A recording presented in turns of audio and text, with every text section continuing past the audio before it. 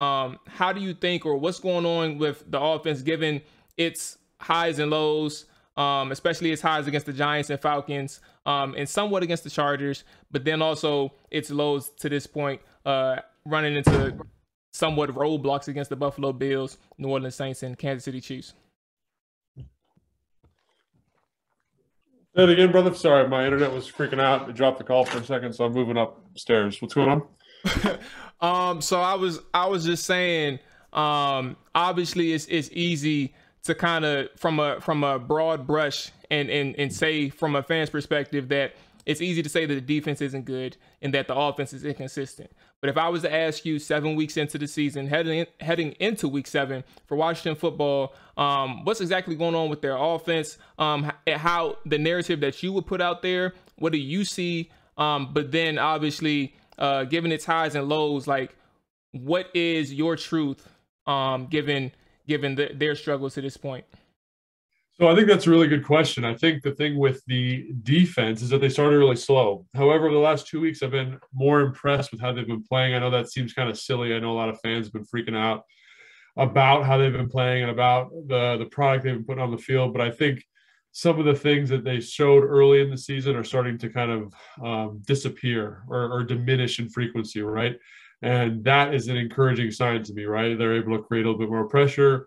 Linebacker play against Kansas City was much better. Secondary didn't give up a big play. There was no coverage bust. I think you could maybe argue that William Jackson III's touchdown is a big play, but I am happy with the way it's going, right? They're starting to trend in the direction that I think a good defense should trend, and that's exciting to me. I think the offense has kind of gone the other way, right? Each week they've kind of gotten a little bit worse. There's a little bit less to be excited about from a play calling standpoint.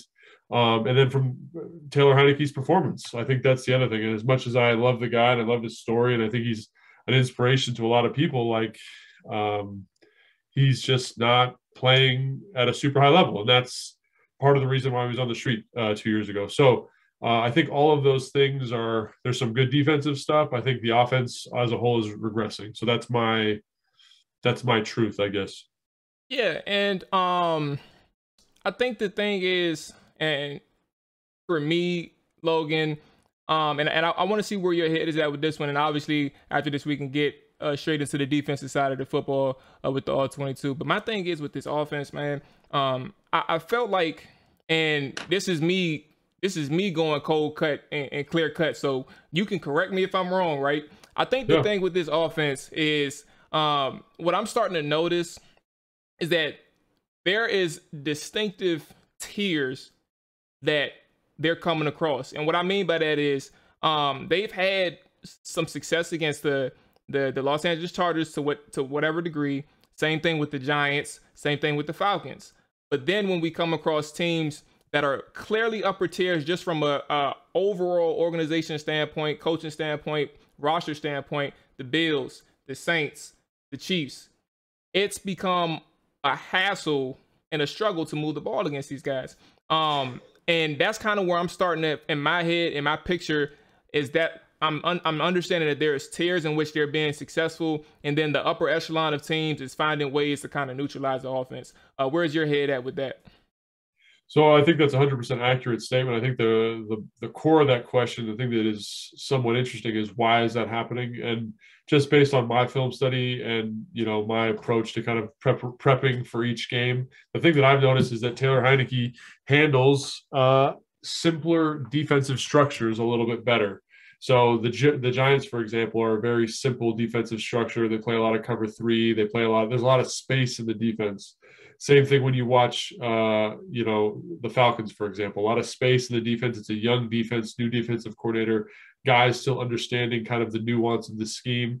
And then I thought maybe the assessment would be it's a team that does run a simple defensive structure, but they have much more talented personnel. And obviously we all saw how that played out, right? I think there were some throws there that Taylor Heinicke was able to make, but overall he looked uncomfortable and unsettled with the better defensive personnel group of the Saints. So basically I use that as a measuring stick, right? I said, well, he's performing well against simple, kind of poorly executed defenses. And then as those defenses get better, obviously his performance diminishes. And that's something you'd expect from a guy in his situation, quite frankly. Like, and it's really easy to put it all on Taylor Heinicke, but he doesn't have a lot of playmakers at his disposal at the moment. I think it's like Terry McLaurin and friends, and the friends right now are not a very strong group. And I think that's something also that's important to consider. The offensive play calling seems to be getting more conservative each week. And I think that's indicative of people getting injured, the playmakers not being there, and then a lack of confidence in Heinicke and what he can do with those playmakers. So I think it's an aggregate of data that needs to be assessed. But I do agree with the general sentiment that you brought up, that as they play better teams, the offense plays worse. Well, whole hard in the trenches. Ask a nigga what he benches, triple digits, nigga. Don't forget to mention. Whole hard in the trenches. Ask a nigga.